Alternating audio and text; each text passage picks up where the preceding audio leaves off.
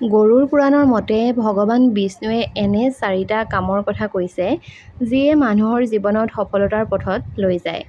অৰ্থাৎ যদিহে আপুনিও এই 4টা কাম কৰিব পাৰে তেনেহ'লে নিশ্চয়কৈ জীৱনত সফলতা অৰ্জন কৰিব পাৰিব।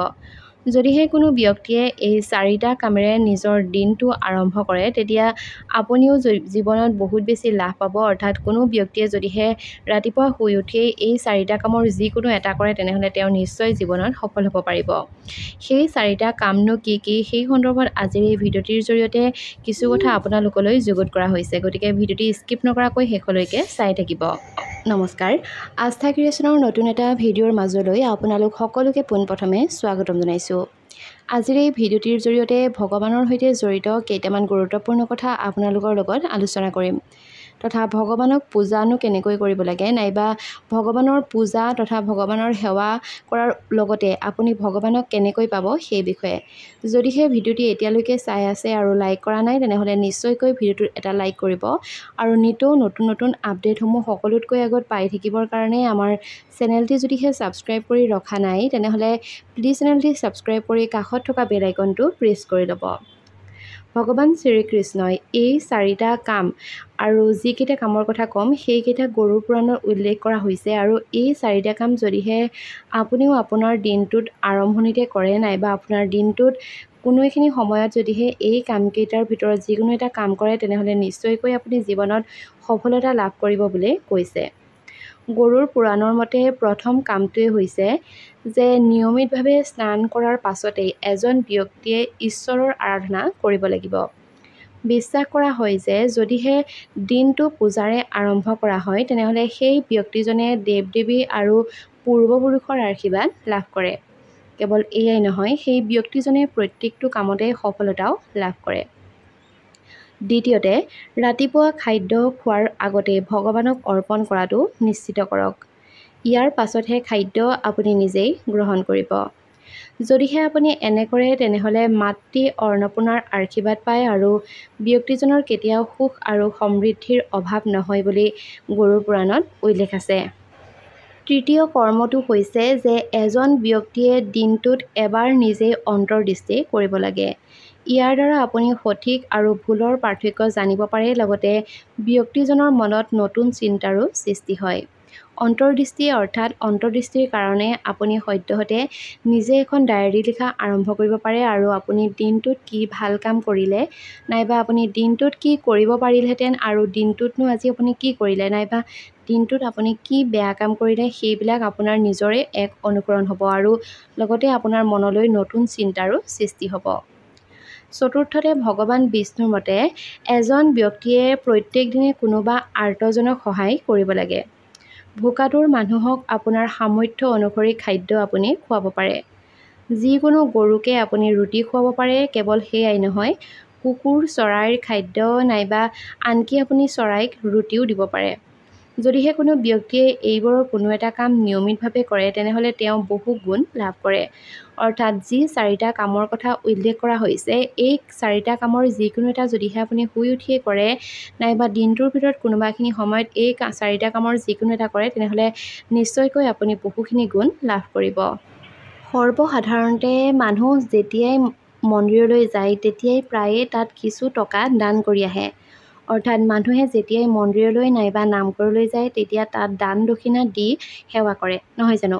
ঈশ্বৰক উপহাৰ আগবঢ়ায়। যদিহে ভাগ্যই আপোনাক লগ দিয়া নাই তেনেহ'লে মন্দিৰত কিছুমান বিশেষ বস্তু আপুনি দান কৰিলে আপোনাৰ ভাগ্য নিশ্চয়কৈ সলনি হ'ব।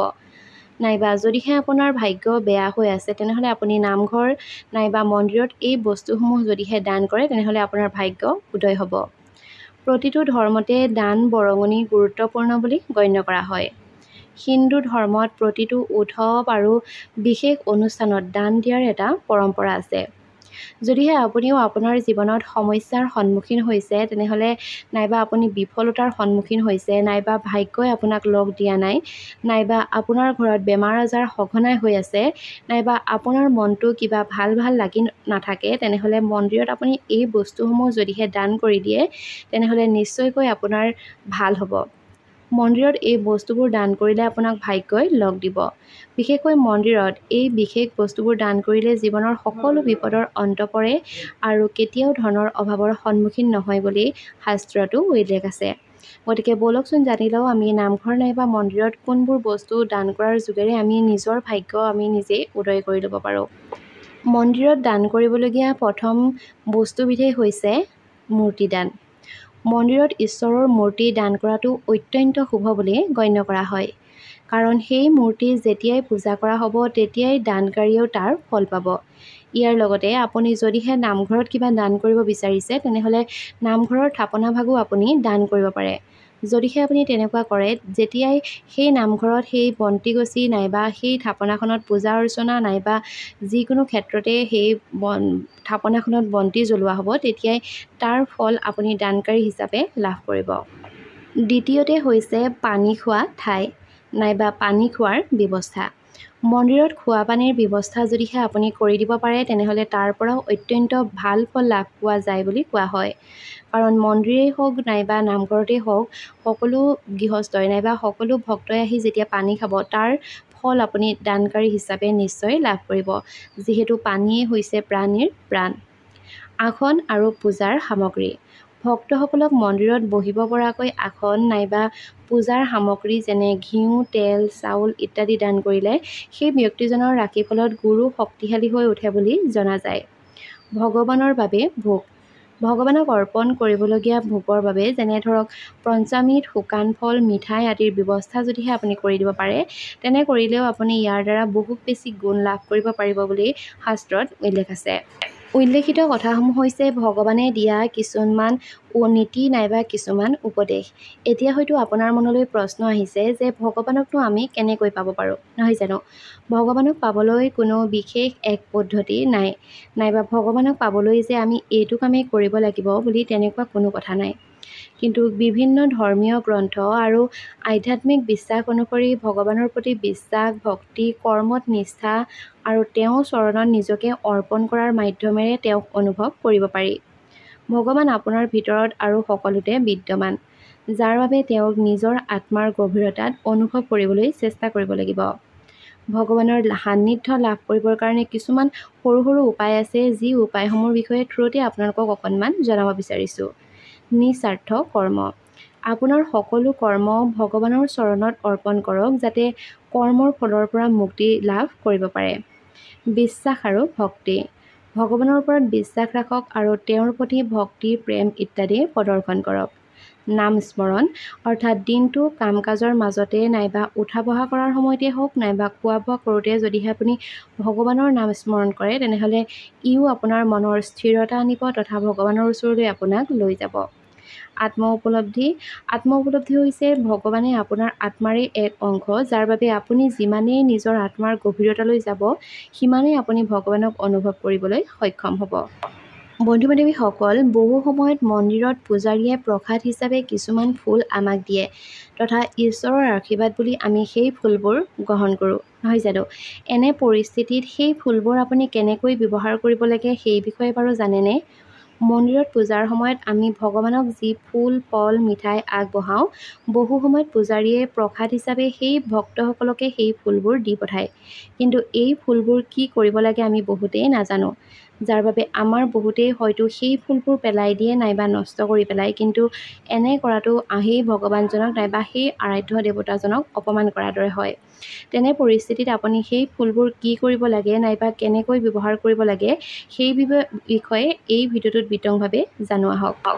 মন্দিৰৰ পৰা পোৱা সেই ফুলবোৰ আপুনি নিৰাপদ স্থানত ৰখাটো শুভ বুলি গণ্য কৰা হয়। আচলতে এই ফুলবোৰ নিৰাপদ স্থানত ৰাখিলে আৰ্থিক লাভৰ সম্ভাৱনাৰ সৃষ্টি হয় তথা এই ফুলবোৰ ৰাখিবলৈ প্ৰথমে আপুনি সেই ফুলখিনি শুকুৱাই লোৱাৰ পাছতে কাগজ এখনত মেৰিয়াই সাৱধানে নিৰাপদ নাইবা টকা ৰখা ঠাইত আপুনি ৰাখিব পাৰে। এনে কাম কৰিলে ধন সম্পত্তি বৃদ্ধি পায় বুলি বিশ্বাস কৰা হয়। বিশেষভাৱে যত্ন লওক যাতে মন্দিৰৰ পৰা ওলাই যোৱাৰ সময়ত প্ৰসাদত পোৱা সেই ফুলবোৰ আপুনি কেতিয়াও পেলাই নিদিয়ে। এই ফুলবোৰ আপুনি পবিত্ৰ নদীত ভাহি নাইবা বিসৰ্জন দিব পাৰে তথা তেনে কৰিলেও ঈশ্বৰক অপমান কৰা নহয়। যদিহে কোনো ব্যক্তিয়ে প্ৰসাদত পোৱা ফুলবোৰ পানীত এৰি দিয়ে তেনেহ'লে এই প্ৰক্ৰিয়াটোকেই পুষ্পাঞ্জলি বুলিও কোৱা হয়। হিন্দু ধৰ্মত ফুল নিবেদন কৰাটো অত্যন্ত শুভ বুলি গণ্য কৰা হয়। তেনে কৰিলে শৰীৰত ধনাত্মক শক্তিৰ চলাচল আৰম্ভ হয়। ইয়াৰ উপৰিও আপুনি মন্দিৰত পোৱা ফুলৰ পৰা পচন সাৰ তৈয়াৰ কৰিব পাৰে। অৰ্থাৎ ইয়াৰ বাবে সেই ফুলবোৰ আনি আপুনি পাত্ৰত মাটিৰ ভিতৰত থৈ দিব পাৰে। কিছুদিনৰ পিছতে সি স্বয়ংক্ৰিয়ভাৱে পচন সাৰলৈ ৰূপান্তৰিত হ'ব, নাইবা সেই ফুলৰ গুটিৰ পৰা ফুল এপাহ হ'ব।